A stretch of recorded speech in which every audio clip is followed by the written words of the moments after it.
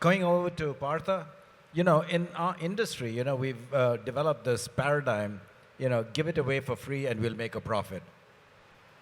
Is this going to be the paradigm you're going to follow in content? So, in some sense, I represent HPE Aruba. Aruba is part of Hewlett Packard Enterprise, and we hold the charter for what we call the intelligent edge, right? And a lot of our business is based on what you call free spectrum, or unlicensed spectrum. We don't pay for the spectrum that our customers deploy. But I want to go back to one of the questions that was raised, and how do you define content, right? And to us, we look at a definition of content that goes beyond the digital realm that a lot of the participants here have defined. The intelligent edge, we've chosen to define it as where people are, right? And people come with expectations in the personas that we adopt in the locations where we find ourselves in, right? I start my day off, I could first be a commuter getting to my office, be an employee in the office, go to a mall, be a shopper, go to a stadium, be a fan, or be an attendee in a conference like this one. Each of those situations comes with a certain expectations.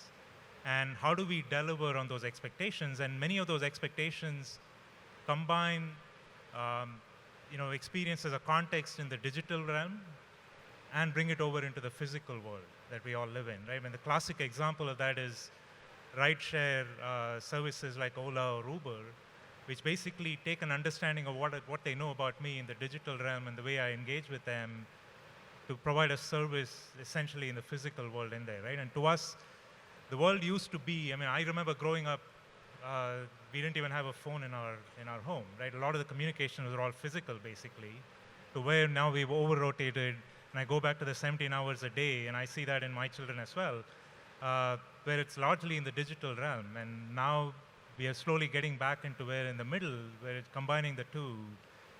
And to us, as we look at delivering on those expectations from whether it's end users or whether it's from businesses and industries, or even the public sector with citizen services, a lot of it has to look at combining multiple technologies, right? And as I hear 5G, sometimes the assumption is that there's just one homogeneous network in there, and that isn't true. And it's going to be a collection of technologies that we have to put together, but how do you make it seamless to consumers of this connectivity layer, right? Because if you create a connectivity layer that is seamless, that is always available, that allows each of us to do what we want to do wherever and whenever, it drives participation, and that participation itself gives us insights into what each of our stakeholders expect us to deliver.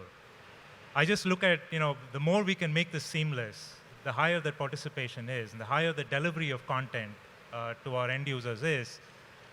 Yesterday I hit, something hit my inbox in there, right? I'll use an example from the United States.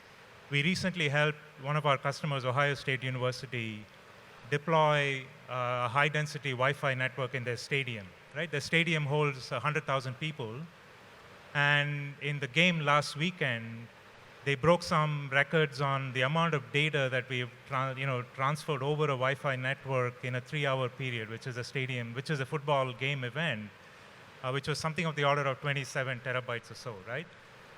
But the thing that, while that is impressive, what was interesting to me is we've done many stadium networks in the past. And a lot of times the participation rate has been around 40%, which is the number of fans that are in the stadium, 40% of them have their devices connect to the network. In the event last weekend, that participation rate crossed 70%. Right? A lot of that had to do with, we worked with our service provider partners, like Verizon, like AT&T, to make that connectivity layer seamless, right? The user didn't have to think about it, their devices would automatically connect to the network, right? So that's an example of how we bring multiple technologies that have been distinct, that have been different administrative domains.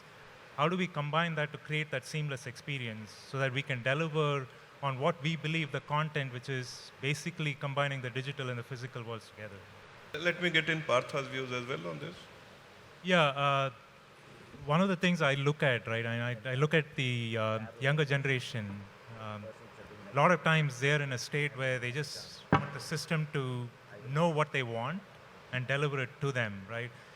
I was recently at a coffee shop with a younger person where they had to make a lot of choices around, what kind of coffee beans and what kind of brew methods and, whether you want milk or what kind of. At some point, this person just gave up and said, just pick something for me, just make a choice for me on my behalf, because if I wanted to make all of these choices, I would do it at home, right? So as I look at shifting needs, most of the time we're at a point where users just expect us to, deliver things that are simple, easier to consume, so that the value starts to become apparent. And that's when monetization models are easier to in there, right? If I'm in the middle of navigating things, and which makes it harder for me to choose and consume the content, then the value isn't very apparent in there. So the more we can make as an industry, how do you simplify, integrate content, how do you simplify its consumption, the more the monetization models actually become apparent. Partha, Daryl raised a very important, pertinent question about the relevance of content. If you'd see today, a major part of content would be the social media or video. But how do you see that this content moving beyond entertainment, and also telecom service providers playing a role in doing that or facilitating that? Yeah, and the first thing to realize again, right, while this is where we started with content, which is in the digital realm, more and more I think we will find that middle ground between the digital and the physical worlds. But it essentially puts a lot of us in a position where, as end users participate in our network, in our connectivity fabrics, we know who they are, we know where they are, we know what they're up to, and sometimes we know what their expectations are. That actually places a lot of responsibility on our shoulders in making sure that we protect that data. We make sure that we create the right tools and technologies that allow us to win over the trust of our end users, that we are, while we have access to a lot of their data, which is personally identifiable, that we are guarding it well, and we are only using it to kind of turn around and deliver on some of their expectations in there. But this also, we are in a phase where the pace at which technology is evolving, right, from generation to generation, has actually quickened, right? And it actually puts a lot of the regulators in a tough position, because they just necessarily don't have the time to absorb it and create the right policies for the next generation of technologies.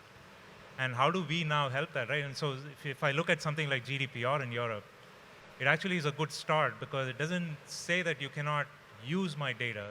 It just says that I need to know how my data is being used, and if I don't like it, I have the choice as an end user to turn off particular uses of data in there, right? And as we develop those regulatory mechanisms in there, I mean, it may not be the perfect model, but at least it's a good start is the way I see it, versus not having anything at all. And this is only going to get worse as we go forward, right? Because as technologists, we're all working forward, we're all enabled to go create and increase the pace of technology in there. But we have to be mindful of, humans also have a tendency to not be able to keep pace with a lot of these things in there. And that is where simplicity is important, security and trust is important, how we guard it. But at the same time, you don't want to stop the pace of innovation. And so how do we now strike that right balance? That's a burden that we all share. And we have to take that responsibility seriously and make sure that we do the right thing.